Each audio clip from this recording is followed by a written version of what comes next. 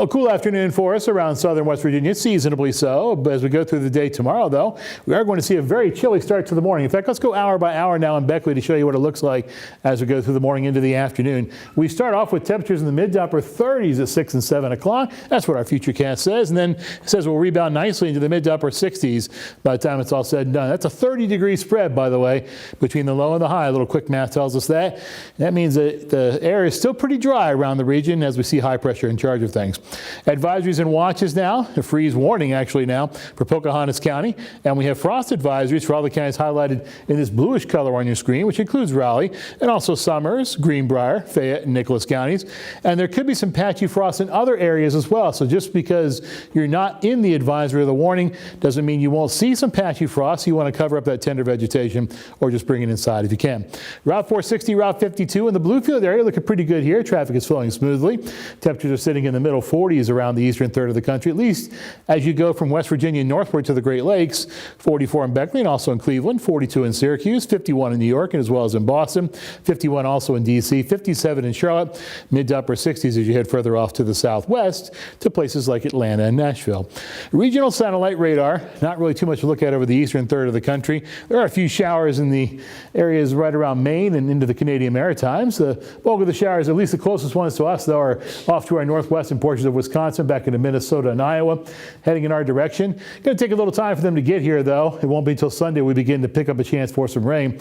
Our Friday football game is looking pretty good, but then here comes Sunday, and we'll see this front make its way through the region. For right now, there's a possibility for an isolated storm associated with some of these showers that you see right here making their way over the Great Mountain State.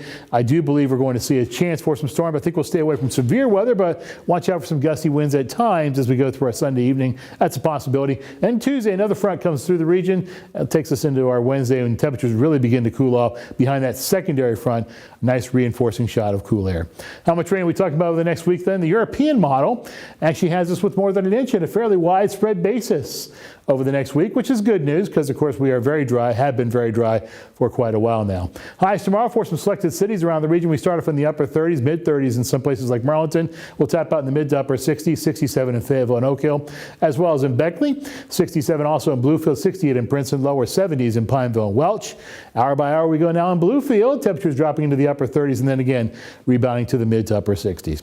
7-day forecast. High temperatures are going to be in the mid to upper 60s, and then we'll see that chance for showers and storms as we go through our Sunday, but not on Saturday. In fact, let's go ahead and pull out the forecast for Saturday for Bridge Day. There it is right there. Wow. Mostly sunny after a cool start. Temperatures topping out right around 76. So it will be a very nice day to get out there to Bridgefest. Now, it's again, cool starts. You want to have a jacket or maybe a sweatshirt or something like that with you as you head out to the actual Bridgefest in the morning. But after that, going to look pretty good, actually. Then the chance for the showers and storms we talked about Sunday and into Monday, and then again on Tuesday with that second front.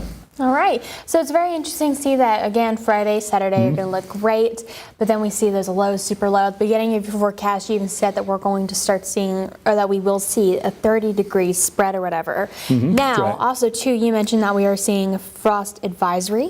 And That's I want right. you to explain to a layman like myself, advisory versus watch or warnings. Right. Well, a freeze warning means that the temperatures are expected to be at or below freezing for several hours running.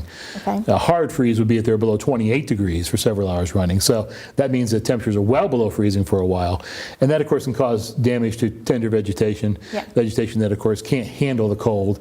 And the frost advisory means that there could be some frost on those particular plants because temperatures are expected to be between 36, 38 degrees below to the freezing mark for several hours running. All right, well, thank you so much for clearing that up for me. I hope that was helpful for everyone else, too, at home. Now we have more news, weather, and sports coming your way after the break, so don't go anywhere.